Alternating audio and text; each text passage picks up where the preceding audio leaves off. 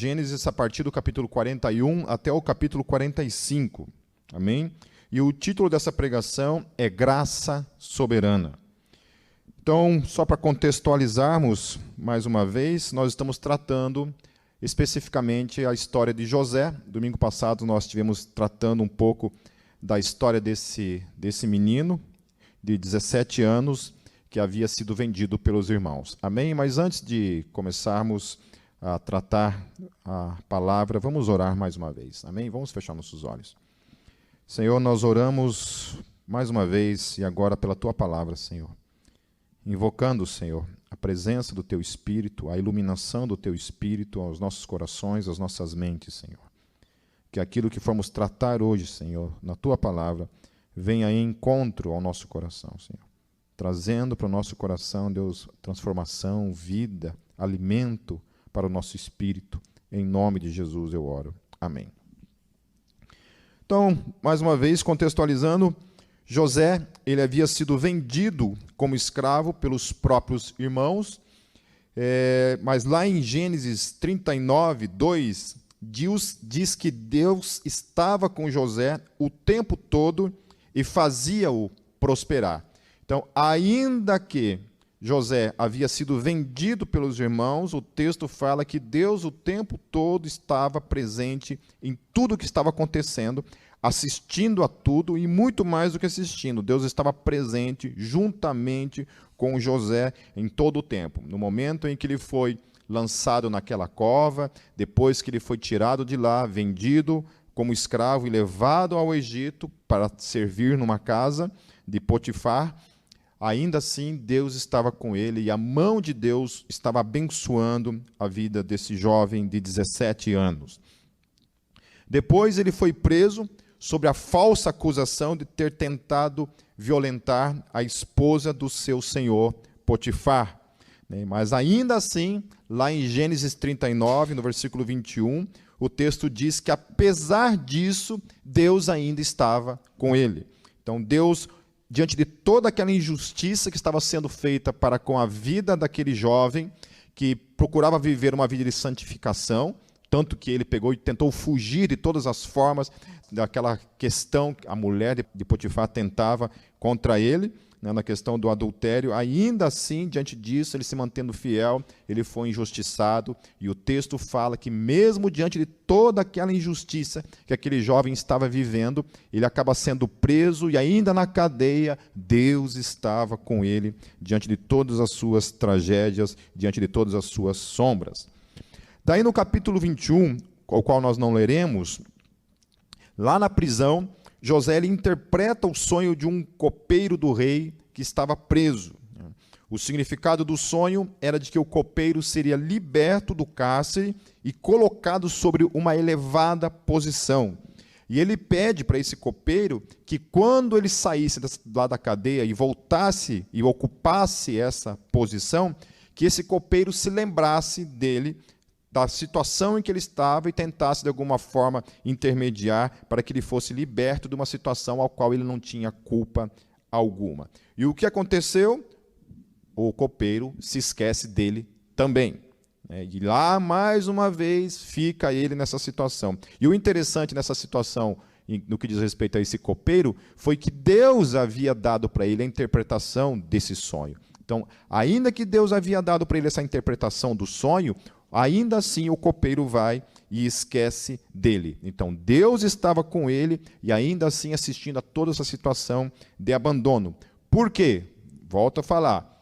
Os olhos de José estavam olhando para algo mais, que Deus estava presente em tudo isso, e tudo isso ele aceitava e ficava, beleza, ok. Deus está comigo, Deus sabe de todas as coisas. Então, ainda que ele estava percebendo a movimentação de Deus no mundo espiritual, a movimentação invisível de Deus por trás de todas as coisas, ele se mantinha, então, nessa posição de confiar que Deus estava no controle. Amém? Porém, ainda no capítulo 41, Faraó ele tem um sonho e o copeiro, então, nesse momento que Faraó tem um sonho, ele se lembra de José e pede para chamar José para que ele interpretasse o sonho de Faraó. Então, Então, a interpretação do sonho que o faraó teve envolvia 7 anos de bonança que viriam e 7 anos de fome que viriam sobre a terra do Egito e a circunvizinhança. E aí ele pega, então, aconselha o faraó que ele deveria pegar e guardar, né, durante 7 anos ele deveria guardar toda aquela colheita para que eles pudessem resistir aos 7 anos de fome. Mas o interessante ali, quando você olha no capítulo 41, no versículo 28 e o versículo 32, que este sonho, quem havia dado este sonho para Faraó, tinha sido o próprio Deus. O próprio Deus havia dado esse sonho para o Faraó, e o próprio Deus, então, dá a José a interpretação desse sonho. E olha o que o texto fala lá no versículo 28 e no versículo 32. Esta é a palavra que tenho dito a Faraó.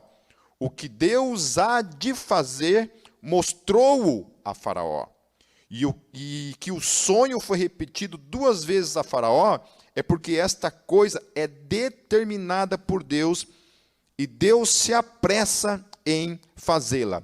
Então, não somente Deus havia dado o sonho para Faraó, não somente Deus havia dado a interpretação para José, mas aquilo que ele estava profetizando, por meio desse sonho, era a mão de Deus que traria aqueles 7 anos de bonança sobre o Egito e aqueles 7 anos de fome também sobre o Egito e as demais vizinhanças, né? Ou seja, tudo que viria sobre toda aquela terra viria da parte de Deus, tanto a bonança quanto a fome. Então a gente pensa nessas horas, né? Como que a fome pode vir de um Deus justo, de um Deus de amor? Então, queridos, assim, há algumas questões na Bíblia que mostram claramente o mover de Deus, a mão de Deus, a ação de Deus, cuja resposta a gente não tem.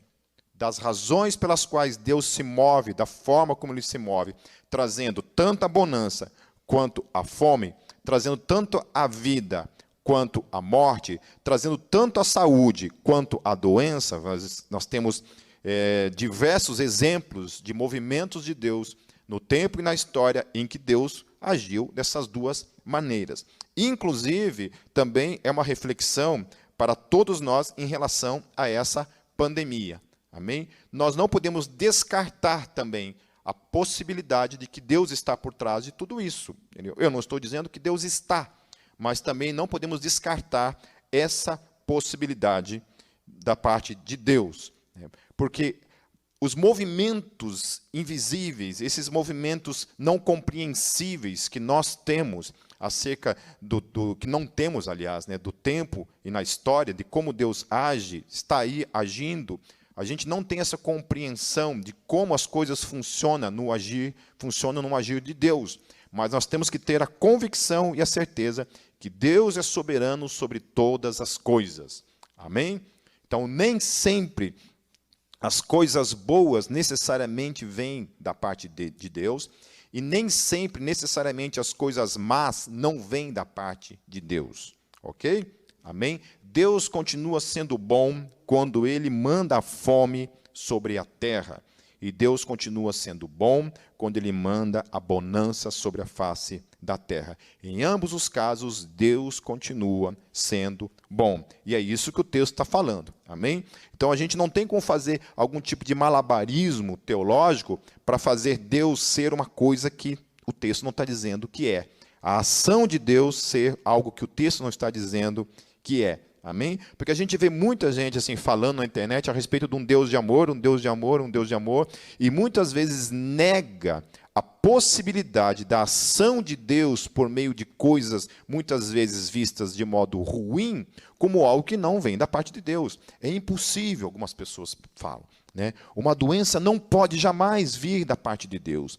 A morte, né, a tragédia, o mal não pode vir jamais da parte de Deus. É assim que algumas pessoas compreendem. O problema dessa ideia acerca de Deus não agir dessas maneiras é que a Bíblia contradiz essas coisas. Porque na Bíblia há ações claras de Deus se movendo dessas formas.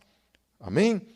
Então, assim, eu me coloco na condição que Paulo fala muito claramente para todos os seres humanos. Quem és tu para questionar a Deus? Amém? Então, eu não questiono. Amém? Não questionar não significa que a gente precisa necessariamente ficar feliz com a situação, amar a situação, ter prazer na situação. Amém? Ninguém aqui é masoquista. O desejo de Deus para o cristão não é que o cristão seja um masoquista, que ame sofrer, adore o sofrimento, tenha prazer no sofrimento. Não é isso. Mas a questão é que mesmo diante do sofrimento, mesmo diante das nossas lamentações, mesmo diante das nossas dores, nós temos que ter a nossa mente muito bem focada, clara, que Deus é soberano e que Deus está presente, principalmente. Amém? Deus estava presente nesse momento, Deus estaria presente, tanto no momento da bonança, quanto no momento da fome. Em todo o tempo, ele estaria presente, porque ambas as coisas vinham da parte dele, é o que o texto está falando. Mas não é interessante também que Deus ele revela o que ele faria, ao mesmo tempo em que ele orienta Faraó como ele deveria se prevenir acerca daquilo que viria da parte de Deus. Então, assim, é uma coisa assim, às vezes até mesmo difícil de entender esses paradoxos em relação a Deus. Deus traria algo, não revela a razão, o porquê que ele estava trazendo aquilo ali, no seu projeto eterno, nos seus planos para com aquelas pessoas, especificamente com a vida de José, ele não revela o que estava por trás daqueles planos. Porém, algumas coisas depois vão fazer a gente entender as razões pelas quais Deus estava movimentando todas as coisas para um bem maior. José, então, diante disso, por interpretar o sonho de Faraó e trazer uma proposta para Faraó, de que ele deveria, então, durante os próximos 7 anos, guardar todas as coisas, guardar os alimentos nos celeiros para os tempos de fome. Diante disso, lá no versículo 40, olha o que acontece, olha o que o texto fala. Faraó dizendo para José: tu estarás sobre a minha casa e por tua boca se governará todo o meu povo. Somente no trono eu serei maior que tu. Ou seja, José se torna um menino de 17 anos, que é vendido como escravo, é preso injustamente. Esse menino se torna a segunda maior autoridade de todo o Egito. Somente Faraó estava acima de José. Olha que coisa tremenda, meus queridos. Olha que coisa tremenda. Um coração que se inclina à vontade de Deus, que em tudo dá graças, que em tudo entende que a mão de Deus o movendo, Deus o coloca, então, na segunda posição em todo o império egípcio. Ele é colocado. Olha que coisa tremenda. Ao invés de ele ser uma pessoa reclamona da vida, olhando para as injustiças que estavam acontecendo com ele já estava na sua terceira injustiça, A injustiça que visava os irmãos o vendendo, a injustiça que visava ele ter sido preso injustamente, e a injustiça de ter revelado o sonho do cara que se deu bem, e ainda assim ser esquecido. Agora sim, Deus o coloca nessa posição. Então o texto continua dizendo, a partir do versículo 41. Disse mais Faraó a José: vês aqui, te tenho posto sobre toda a terra do Egito. E tirou o Faraó o anel da sua mão e o pôs na mão de José, e o fez vestir de roupas de linho fino, e pôs um colar de ouro no seu pescoço, e o fez subir no segundo carro que tinha, e clamavam diante dele: ajoelhai. Assim o pôs sobre toda a terra do Egito. E disse Faraó a José: eu sou Faraó, porém sem ti ninguém levantará a sua mão ou seu pé em toda a terra do Egito. E Faraó chamou a José de Zafenat Paneia e deu-lhe por mulher a Asenat, filha de Potífera, sacerdote de On. E saiu José por toda a terra do Egito. E José era da idade de 30 anos quando se apresentou a Faraó, rei do Egito. Ou seja, de 17 anos até o tempo de prisão e o tempo em que ele estava agora diante do Faraó, ele já estava com uma idade de 30 anos. E era José da idade de 30 anos quando se apresentou a Faraó, rei do Egito.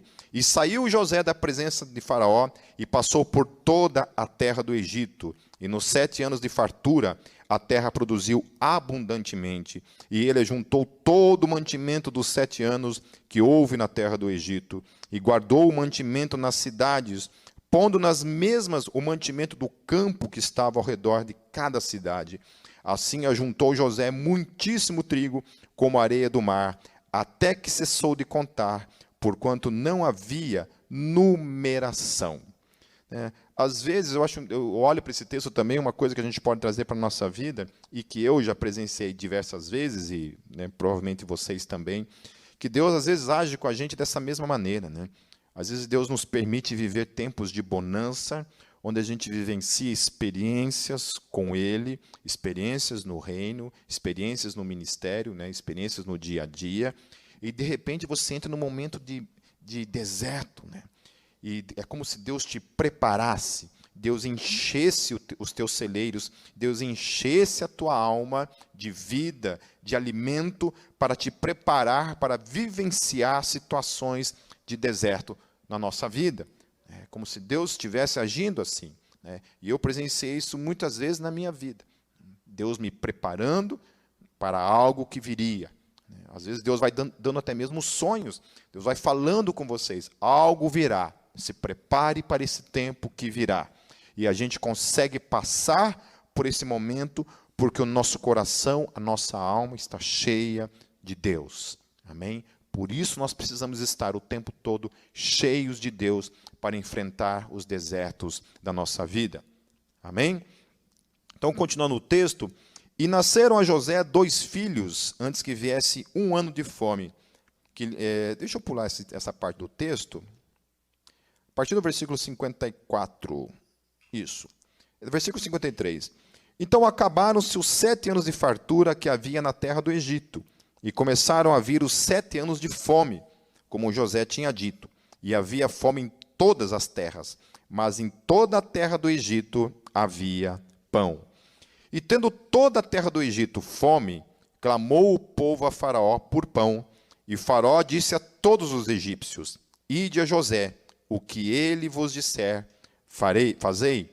Havendo, pois, fome sobre toda a terra, abriu José tudo em que havia mantimento e vendeu aos egípcios, porque a fome prevaleceu na terra do Egito. E de todas as terras vinham ao Egito para comprar de José, porquanto a fome prevaleceu em todas as terras. Agora, olha só agora aonde Deus conduziu tudo isso. Então, a gente até aqui, olhando as coisas acontecerem, somente tragédia na vida de José. Agora, finalmente, José está vivendo esse momento, e a gente estava se perguntando assim, por que Deus permitiu todas estas coisas na vida deste homem? Por que Deus, somente para colocar ele como segunda posição do Egito? Esse era o propósito? Também esse era esse propósito. Também esse era o propósito. Mas havia algo maior que Deus estava agindo, movendo as peças do tabuleiro para que as coisas acontecessem. Versículo 1, no capítulo 42. Vendo então Jacó que havia mantimento no Egito, disse a seus filhos: Por que estáis olhando uns para os outros? Disse mais: Eis que tenho ouvido que há mantimentos no Egito. Descei para lá e comprai-nos dali, para que vivamos e não morramos. Então desceram os 10 irmãos de José para comprarem trigo no Egito. A Benjamim, porém, irmão de José, não enviou Jacó com os seus irmãos, porque dizia: para que não lhe suceda porventura algum desastre. Então lembra que a gente falou em outros cultos sobre essa postura de José de preferências, de modo claro, agir de preferências, agir de modo dar preferências para certos filhos. E Jacó até aqui não mudou a sua postura. Até aqui ele se mantinha nessa postura de tratar os filhos com diferença, e o mesmo era em relação a Benjamim, né? Ou seja, Benjamim não pode passar por nenhum tipo de tragédia, os outros não tem problema, né? Mas Benjamim não pode passar por nenhum tipo de tragédia. Versículo 5, assim, entre os que iam lá fora, os filhos de Israel, os filhos de Israel para comprar, porque havia fome na terra de Canaã. Desculpa, queridos, esse versículo 5 aqui. Assim, entre os que iam lá fora, os filhos de Israel para comprar, porque havia fome na terra de Canaã. Nossa, é estranha essa versão que eu também coloquei aqui. Versículo 6, José, pois, era o governador daquela terra. Ele vendia a todo o povo da terra. E os irmãos de José chegaram e inclinaram-se a ele com o rosto em terra. Então, assim se cumpriu, quando eles se inclinam, todos eles, com o rosto em terra, diante de José, se cumpre o sonho que José havia tido lá em Gênesis 37, versículos 6 e 7, que diz assim, e disse-lhes, ouvi, peço-vos esse sonho que tenho sonhado. Eis que estávamos atando molhos no meio do campo, e eis que o meu molho se levantava e também ficava em pé, e eis que os vossos molhos o rodeavam e se inclinavam ao meu molho. Então, lá no versículo 7, e José, vendo os seus irmãos, conheceu-os, porém mostrou-se estranho para com eles, e falou-lhes asperamente, e disse-lhes, de onde vindes? E eles disseram, da terra de Canaã, para comprarmos mantimento. José, pois, conheceu seus irmãos, mas eles não o conheceram.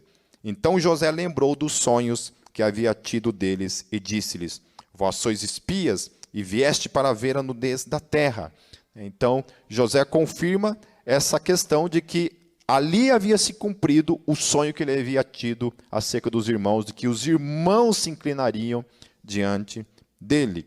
E aí ele, de modo assim estratégico, começa a falar que eles eram espias. Quem eram espias? Espias eram pessoas que eram enviadas na frente dos exércitos para espiarem a terra, para medirem tudo o que havia ali, a questão de guarnição, a questão do que havia de tesouro ali, para depois virem e roubar essas terras. Então, eles foram acusados, na verdade, de ladrões, né? Em outras palavras, de ladrões. Esses são os ladrões que são enviados na frente para dar uma olhada na terra e ver os tesouros dessa terra para virem depois e saquear essa terra. No versículo 10, e eles lhe disseram, não, meu senhor, mas teus servos vieram comprar mantimento. Todos nós somos filhos de um mesmo homem, somos homens de retidão, os teus servos não são espias. E ele lhes disse, não, antes vieste para ver a nudez da terra. E eles disseram, nós, teus servos, somos 12 irmãos, filhos de um homem na terra de Canaã. E eis que o mais novo está com nosso pai hoje, mas um já não existe.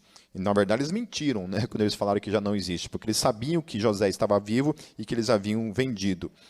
Então lhes disse José, e isso é o que vos tenho dito, sois espias. Nisto sereis provados pela vida de Faraó. Não saireis daqui, senão quando vosso irmão mais novo vier aqui. Enviai um dentre vós, que traga vosso irmão, mas vós ficarei presos, e vossas palavras sejam provadas, se há verdade convosco, e se não, pela vida de Faraó, vós sois espias. E pô-los juntos em prisão 3 dias. E ao terceiro dia disse-lhes José, fazei isto e vivereis, porque eu temo a Deus. Se sois homens de retidão, que fique um de vossos irmãos preso na casa de vossa prisão, e vós, ide, levai mantimento para a fome de vossa casa. E trazei-me o vosso irmão mais novo, e serão verificadas vossas palavras, e não morrereis. E eles assim fizeram. Então disseram uns aos outros, na verdade somos culpados acerca de nosso irmão, pois vimos a angústia da sua alma quando nos rogava. Nós, porém, não ouvimos, por isso vem sobre nós esta angústia. Essa questão da culpa é algo muito interessante, né? De ligar sempre quando o mal vem sobre a gente sempre pensa que a gente fez alguma coisa errada e por causa daquilo que a gente fez de errado, a gente está colhendo aquilo que nós, então, plantamos, né? Pelo menos eu sou assim. Sempre quando acontece alguma coisa de errado comigo, a primeira coisa que eu penso é isso: caramba, eu acho que isso que está acontecendo comigo é em detrimento daquilo que eu fiz errado ontem, né? Ou daquilo que eu fiz errado agora há pouco, né? Então, essa questão da culpa é muito interessante. Versículo 22. E Rúben respondeu-lhes, dizendo: não vou-lo dizia eu, não pequeis contra o menino, mas não ouvistes. E vedes aqui, o seu sangue também é requerido. E eles não sabiam que José os entendia, porque havia intérprete entre eles. Então José, ele era muito esperto, né? Ele começa a estrategicamente fazer todo um jogo ali, primeiro acusando eles de que eles eram espias, que eles eram espiões, em outras palavras, e agora também ele finge que meio que não entenderam o que eles estavam falando, né? Porque ele fazia uso de um intérprete ali, né? Os irmãos falando na sua língua materna e ele usando um intérprete que provavelmente estivesse interpretando para ele na língua egípcia, né? Então ele se fingia que não estava entendendo. Versículo 24: e retirou-se deles e chorou. Depois tornou a eles e falou-lhes, e tomou a Simão dentre eles e amarrou-o perante os seus olhos. E ordenou José que enchessem os seus sacos de trigo e que lhes retribuíssem o seu dinheiro a cada um no seu saco, e lhes dessem comida para o caminho, e fizeram-lhes assim. E carregaram o seu trigo sobre os seus jumentos e partiram dali. E abrindo um deles o seu saco, para dar pasto ao seu jumento na estalagem, viu o seu dinheiro, porque eis que estava na boca do seu saco. E disse aos seus irmãos: devolveram o meu dinheiro, e ele também aqui no saco. Então lhes desfaleceu o coração, e pasmavam, dizendo um ao outro: que é isto que Deus nos tem feito? E vieram para Jacó, seu pai, na terra de Canaã, e contaram-lhe tudo o que lhes aconteceu, dizendo: o homem, o Senhor da terra, falou conosco asperamente, e tratou-nos como espias da terra. Mas dissemos-lhe: somos homens de retidão, não somos espias. Somos 12 homens, somos 12 irmãos, filhos de nosso pai. Um não mais existente, e o mais novo está hoje com nosso pai na terra de Canaã. E aquele homem, o Senhor da terra, nos disse: isto conhecerei, que vós sois homens de retidão. Moral de história, né, queridos? Vamos avançando aqui. Eles contam novamente tudo o que havia acontecido, tudo que havia, né, José havia falado para eles. E Jacó, então, fica transtornado, especificamente, nem tanto pelo fato de Simeão ter ficado preso, mas ele fica simplesmente transtornado com a proposta de que eles deveriam levar Benjamim para José, para que então Simeão fosse solto. Daí ele fica indignado, né? E os irmãos, então, ali tentam de alguma forma convencer o pai a mandar Benjamim com eles para que um dos irmãos fosse solto, né? E aí, olha só, lá no versículo 38, diz assim: ele, porém, disse: não descerá meu filho convosco, portanto, o seu irmão é morto e só ele ficou. Se lhe suceder algum desastre no caminho por onde fodes, farei descer minhas cãs com tristeza à sepultura. Então, o que Jacó estava querendo dizer com isso que ele estava dizendo? Que se lasque Simeão. O que importa é Benjamim. Se Simeão vai apodrecer lá na cadeia, não interessa. O que importa é que Benjamim não seja tocado, que nada aconteça com Benjamim. Ou seja, novamente, José insistindo nessa ideia de tratar com indiferença seus filhos, né? Tratar com indiferença. Olha, Benjamim tem uma maior importância. Então, Jacó sempre deixou claro durante toda a sua vida as suas preferências.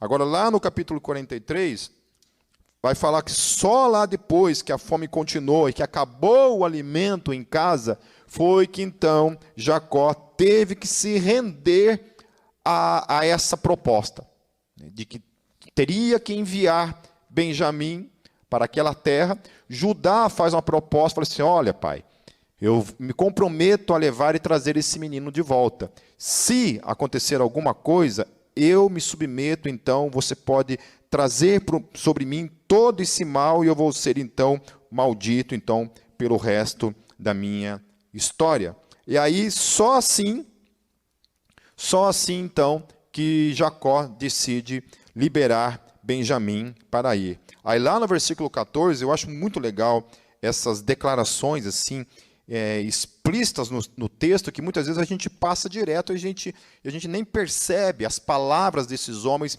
onde eles estão declarando coisas assim fantásticas acerca de Deus. Lá no versículo 14, Jacó disse assim: e Deus Todo-Poderoso vos dê misericórdia diante do homem, para que deixe vir convosco o vosso irmão e Benjamim, e eu, se for desfilhado, ficarei. Então ele entende que é necessária a graça de Deus, a misericórdia de Deus, a ação de Deus sobre essas ações trágicas da vida. Ele entende que Deus é o único capaz de soberanamente agir sobre todas as coisas. Então, por isso que quando falam, muitas vezes, assim, essa questão que o livre-arbítrio, né, ele é algo assim, meio que algo que pode impedir até mesmo a ação de Deus, é como se a liberdade do homem estivesse acima da soberania de Deus, do querer de Deus. Quando pessoas me falam esse tipo de coisa, eu sempre falo assim: por que você ora? Se a liberdade do homem é maior que a vontade de Deus, né? Porque para tudo, a gente fala, mas isso é livre-arbítrio, é a liberdade do cara. Se a liberdade do cara é maior que a vontade de Deus, por que nós oramos? Se nós oramos com um conceito claro na nossa mente, que Deus pode intervir sobre o livre-arbítrio de qualquer pessoa, acima de qualquer liberdade. Esse é o conceito de qualquer oração, a não ser quando a gente ora por nós mesmos. Quando a gente ora por nós mesmos, tudo bem. A gente está submetendo a nossa vontade a Deus. Deus, eu submeto a minha vontade e a tua vontade. Tudo bem. Aí faz sentido. Agora, quando a gente ora pelas outras pessoas, para Deus mover o coração de autoridades, que era o aspecto aqui, né? Quando a gente ora pelo nosso presidente, quando a gente ora pelos governadores, quando a gente ora pelos prefeitos, quando a gente ora pelos líderes da nossa igreja, quando a gente ora pelo patrão, quando a gente ora pelo marido, quando a gente ora pela esposa, quando a gente ora pelos filhos, quando a gente ora pela família, quando a gente ora pelos amigos, quando a gente ora pelos inimigos, qualquer ação de oração que a gente toma na nossa vida, sempre a gente tem que partir de um pressuposto. Qual que é o pressuposto? Que Deus age no tempo, na história, sobre a vida das pessoas, sobre a liberdade das pessoas, para convencer essas pessoas a fazer, aí sim, a sua vontade. Amém, queridos? É assim que a coisa funciona. É assim que Deus age. Se Deus for esperar a liberdade, né, Deus fosse chegar assim: dá licença, você me permite agir? Né? Pensou? Se fosse assim, como é que Deus ia agir na vida do ímpio, na vida daqueles que não querem saber de Deus? Amém? Então não faz sentido a gente orar. A gente só ora porque a gente crê num Deus que move os corações, as mentes, as vidas das pessoas. Amém? Aí eles voltam lá para o Egito. Vamos pular todo esse texto, porque é muito texto para ficar lendo. Aí o que acontece? José prepara um banquete com os irmãos, né, chama os irmãos para participarem desse banquete, e aí então ele vê Benjamim. Né? Lá no versículo 30, ainda do capítulo que a gente está tratando, lá no versículo 30 diz assim, eles estavam lá durante o jantar, versículo 29, estão todos sentados ali à mesa, diz assim: e ele levantou os seus olhos e viu a Benjamim, seu irmão, filho de sua mãe, e disse: este é vosso irmão mais novo, de quem falastes? Depois ele disse: Deus te dê a sua graça, meu filho. E José apressou-se, porque as suas entranhas comoveram-se por causa do seu irmão, e procurou onde chorar, e entrou na câmara e chorou ali. Então a gente fica pensando, né, tudo que aquele cara tinha passado. Ele já estava com mais de 30 anos, E ele passando por tudo isso, né? O seu irmão provavelmente já estava na adolescência, Benjamim devia ser um adolescente, ele estava ali lidando com toda aquela situação, né? Cuidando para não se revelar para os irmãos, ao ponto que ele tem que sair da presença deles para ele chorar.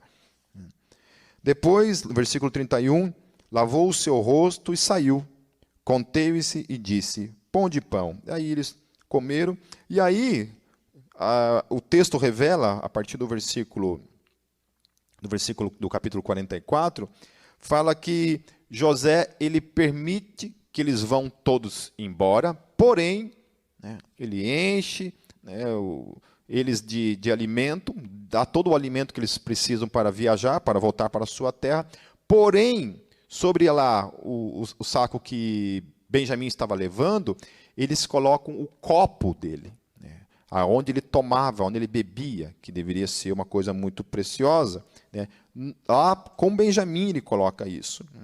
E enquanto eles estão indo, o texto fala então que ele manda que os seus guardas vão atrás deles, né, e os tragam de volta. E aí, a partir do versículo 44, lá no versículo 4, saindo eles da cidade, e não havendo ainda distanciado, disse José ao que estava sobre a sua casa, levante-te e persegue aqueles homens, e alcançando-lhes, lhes dirá, por que pagaste mal por bem? Não é este o copo em que bebeu meu senhor, e pelo qual bem adivinha? Procedeste mal no que fizeste. E alcançou-lhes e falou-lhes e falou-lhes as mesmas palavras. E eles disseram, por que diz meu senhor tais palavras? Longe estejam teus servos de fazerem semelhante coisa. Ou seja, eles não sabiam absolutamente nada do que estava acontecendo, né? José estrategicamente havia feito aquilo ali.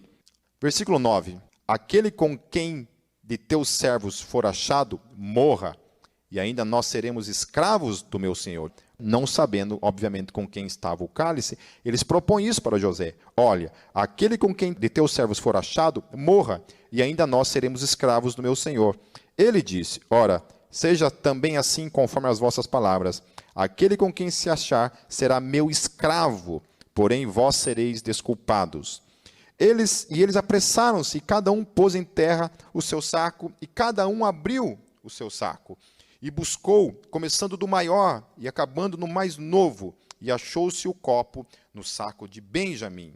Então rasgaram as suas vestes, e carregou cada um o seu jumento, e tornaram a sua cidade. Ou seja, nesse momento então, entrou todo um desespero, né? Porque justamente aonde que estava essa taça? Com Benjamim. Com aquele que não deveria de qualquer forma estar, era com quem estava. E aí o bicho pegou, né? Aí lá no versículo 18. Então Judá se chegou a ele e disse, ai, meu senhor, deixa, peço-te, o teu servo dizer uma palavra aos ouvidos de meu senhor, e não se acenda a tua ira contra o teu servo, porque tu és como Faraó. Meu senhor perguntou aos seus servos, dizendo, tende-vos pai ou irmão? E dissemos ao meu senhor, temos um velho pai e um filho da sua velhice, o mais novo, cujo irmão é morto, e só ele ficou de sua mãe, e seu pai o ama. Então isso era bem claro para aqueles filhos, né, que Jacó tinha um amor muito especial, tanto para com José, quanto para com Benjamim. Então tu disseste a teus servos, trazei-mo a mim, e porei os meus olhos sobre eles. Daí eles vão relatar tudo o que José havia falado para eles. No versículo 32, ainda Judá falando, porque teu servo se deu por fiador por este moço para com meu pai, dizendo, se eu o não tornar para ti, serei culpado para com meu pai por todos os dias. Agora, pois, fique teu servo em lugar deste moço por escravo de meu senhor, e que suba o moço com seus irmãos. Agora, lá para o capítulo 45, finalmente vamos chegar à questão do desfecho dessa história toda. Diz assim a partir do versículo 1. Então José não se podia conter diante de todos os que estavam com ele, e clamou, fazei sair daqui a todo homem, e ninguém ficou com ele. Quando José se deu a conhecer a seus irmãos, e levantou a sua voz com choro, de maneira que os egípcios o ouviam, e a casa de Faraó o ouviu, e disse José a seus irmãos: Eu sou José. Vive ainda meu pai? E seus irmãos não lhe puderam responder, porque estavam pasmados diante da sua face. E disse José a seus irmãos: Peço-vos, chegai-vos a mim. E chegaram-se. Então disse ele: Eu sou José, vosso irmão, a quem vendestes para o Egito. Agora, pois, não vos entristeçais, nem vos pese aos vossos olhos por me haverdes vendido para cá, porque para a conservação da vida Deus me enviou adiante de vós. Meu Deus, né? Quando a gente olha para a história desse homem, parece ser até uma coisa assim meio que fictícia, essa história. Até mesmo difícil de acreditar que um homem que passou por tudo o que passou, que foi vendido pelos próprios irmãos, age com tamanha graça e tamanho entendimento acerca das coisas invisíveis que acontecem em Deus. Que forma mais linda e maravilhosa de enxergar a sua própria existência diante dos olhos do Deus ao qual ele cria.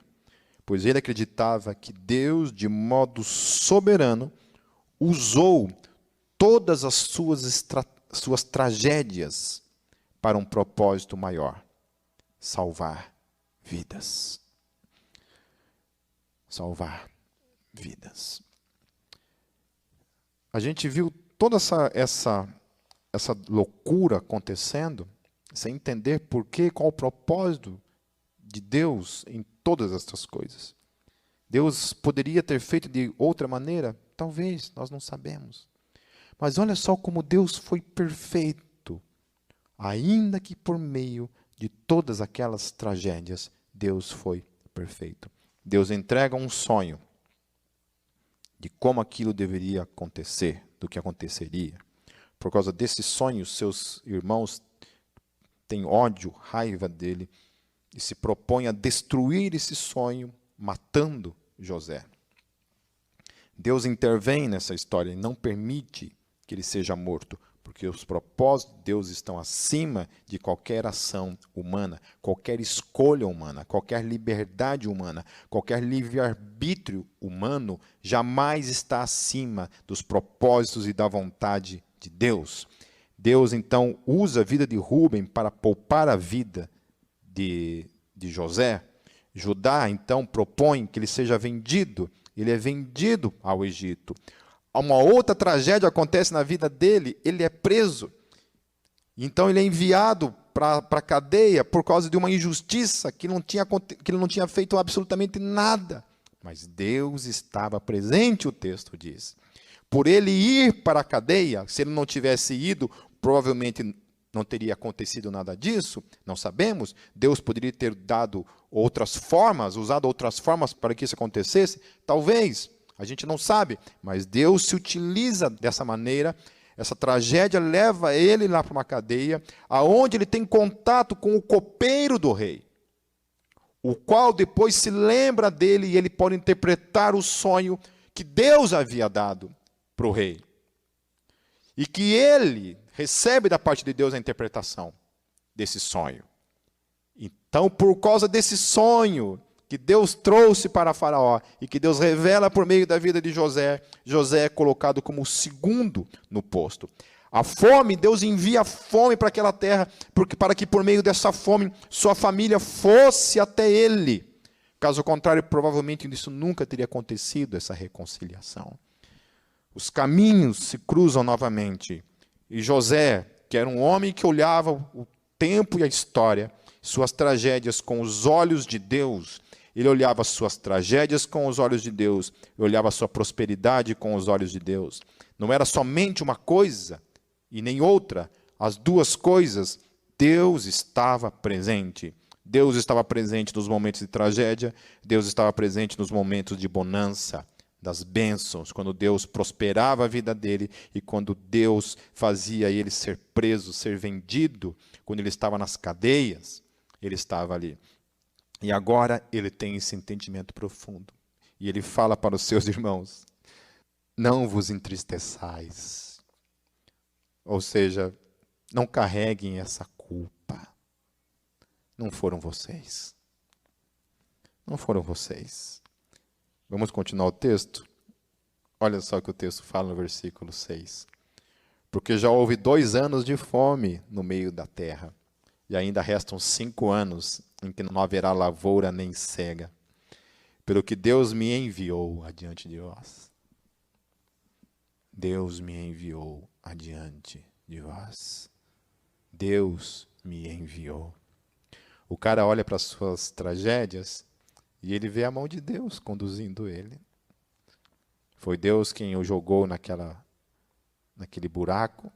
Foi Deus quem o tirou de lá. Foi Deus quem possibilitou, permitiu que aquela mulher tentasse contra a vida dele, o acusasse falsamente. Foi Deus quem encaminhou ele para aquela cadeia. Foi Deus quem fez com que aquele cara esquecesse dele. Foi Deus quem de alguma forma depois o tirou de lá, revelando o sonho do faraó. Foi Deus quem o colocou na segunda posição. Foi Deus quem trouxe a fome. Foi Deus quem migrou os irmãos até ele. Foi Deus o tempo todo, nas palavras dele. Porque era assim que José enxergava a sua vida, a sua história, a sua existência. Em nenhum momento na sua existência, na sua história, Deus havia perdido o controle. Amém? Porque tem muita gente por aí, muita teologia por aí, que fala o contrário disso. É como se Deus desse uma cochilada no ponto, né? Desse uma dormida no ponto em algum momento. É como se Deus, em algum momento, diante da minha e da tua tragédia, das nossas doenças, das nossas dores, dos nossos sofrimentos, é como se Deus, em algum momento, ele perdeu o controle. Por causa dos nossos livre-arbítrios, das nossas escolhas. É como se as nossas escolhas, os nossos livre-arbítrios, os nossos desejos e quereres fossem maiores do que a vontade dele. Eu não estou dizendo que Deus provoca o pecado em nós, não estou dizendo esse tipo de coisa. Mas estou dizendo que em todas as coisas da nossa vida, Deus está se movendo, em absoluto, cuidando, presente na vida de nós. Voltando ao texto, então, versículo 7, ele diz então: pelo que Deus me enviou adiante de vós para conservar vossa sucessão na terra e para guardar-vos em vida por um grande livramento. Lembra que eu havia falado domingo passado que o que a gente aprende na vida de José é que às vezes a gente colhe o que a gente não plantou? Que José não havia pedido em momento algum para ser amado pelo pai. Ele não pediu para ser vendido. Ele não pediu para ter sonhos. Ele não pediu por nada daquilo. Ele não pediu nem mesmo o seu sonho, o seu dom de interpretar sonhos. Ele não pediu nada disso. Então, às vezes, você colhe de lugares onde você não plantou. E assim é a vida. E olha que coisa tremenda. Às vezes você planta uma coisa terrível, horrível, como esses irmãos o fizeram. E o que eles escolheram? Vocês vão ver em frente, daqui a pouquinho. O que eles escolheram. Eles plantaram a tragédia e eles escolheram bênçãos da sua tragédia. O que eu estou falando não é um tipo de motivação para que agora você vai plantar a tragédia esperando colher boas coisas disso. Não é nada disso. É porque eu tenho uma certa dificuldade em muitas vezes entender de uma forma absoluta quando muita gente fala assim: o cara colheu o que ele plantou. É como se isso fosse um absoluto na nossa vida. Como se a gente colhesse o tempo todo aquilo que a gente planta. Nem sempre. Às vezes você colhe uma coisa que você não plantou. Literalmente, no sentido mal da coisa. Isso tanto para o mal quanto para o bem. Às vezes, outra pessoa planta a tragédia e você colhe essa tragédia. Às vezes, a pessoa planta a tragédia e ela colhe coisas boas daquilo que ela plantou, que é o caso de José. Por que eu digo isso? Por causa da graça de Deus e da misericórdia de Deus. Porque se Deus agisse na minha vida e na tua vida, segundo as coisas que nós merecemos, segundo as coisas que nós plantamos, queridos, Deus nos fulminaria. Deus nos fulminaria, Deus nos destruiria para sempre. Se não fosse o fato daquela verdade bíblica que diz que as misericórdias de Deus se renovam todas as manhãs. Todas as manhãs. Deus olha para as coisas que eu plantei ontem e que deveria colher hoje. Ele olha para isso tudo e fala assim, renova. As minhas misericórdias são para isso. A graça é para isso. Claro que eu não estou, mais uma vez, dizendo, queridos, não estou querendo dizer com isso, é que nós devemos plantar coisas ruins. Porque também é verdade que a gente colhe coisas de coisas ruins. Eu não estou dizendo que tudo que a gente planta, a gente não colhe. Muitas vezes, talvez na maioria das vezes, aquilo que a gente planta, a gente colhe.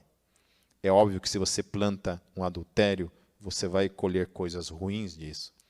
Se você planta o uso de qualquer tipo de droga, você vai colher alguma coisa disso. Se você planta a preguiça, a negligência, você vai colher alguma coisa disso. Certo? Estou dizendo que, às vezes, em alguns momentos, a graça de Deus sobrepõe a tudo isso. Quando a misericórdia dele se renova todas as manhãs das nossas vidas. Isso que é maravilhoso nesse Deus, que é o que acontece na vida desses homens. Mas o fantástico mesmo aqui que nós estamos tratando, voltando à questão, é a forma como José enxergava a sua própria existência. E olha lá então, a partir do versículo 8.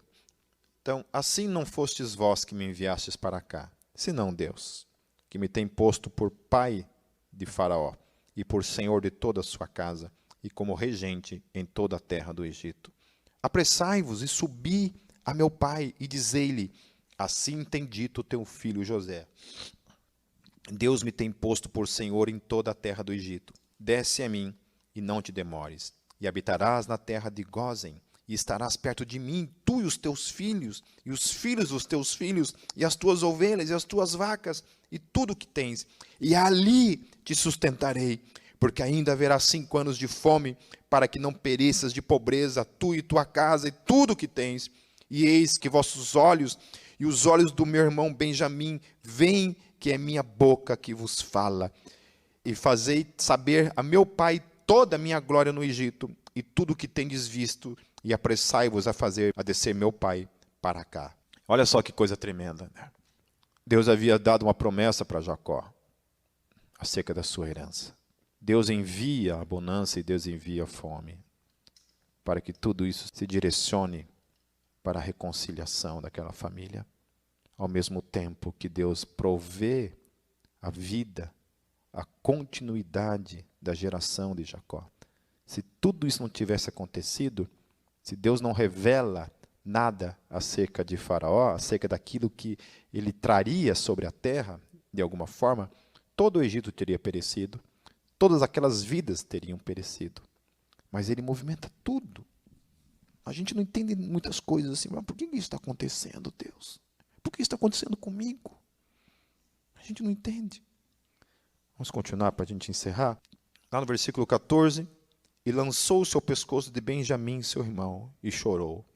E Benjamim chorou também ao seu pescoço. E beijou a todos os seus irmãos, e chorou sobre eles. E depois seus irmãos falaram com ele. Queridos, é difícil a gente até mesmo não se emocionar diante de um desfecho tão lindo, de uma história tão cheia de tragédias. Talvez a sua história seja uma história cheia de tragédias que Deus quer usar para transformar numa história de testemunho, numa história que, assim como a história de José, uma história que no fim de todas as suas tragédias se tornou numa história que salvou milhares de vidas. Amém, queridos? Então, o que a gente aprende com a história de José? 5 coisas para encerrar rapidinho. Primeiro, a máxima de que tudo coopera para o bem daqueles que amam a Deus. Absolutamente tudo coopera para o bem daqueles que amam a Deus. Tudo cooperou. Todas as tragédias de José cooperou para algo muito maior. Para algo muito maior. A salvação de vidas. Segunda coisa, que a soberania de Deus moverá todas as peças da história para que a vontade dele se cumpra na minha e na tua vida. Amém? Deus vai mover, querido. Se Ele tem um projeto para a tua vida, um sonho para a tua vida, não se preocupe. Não se preocupe. Quando Deus abre uma porta, ninguém pode fechar. Quando Deus fecha, também não adianta bater que Ele não vai abrir. Apenas descanse na sua soberania sobre a tua vida. Confie nele, de que Ele está cuidando de cada detalhe. As portas que Ele fecha, é a vontade dEle que se fecha. As portas que se abrem, é a vontade dEle que se abre. As tragédias, é a permissão dEle para algo que a gente não entende muitas vezes.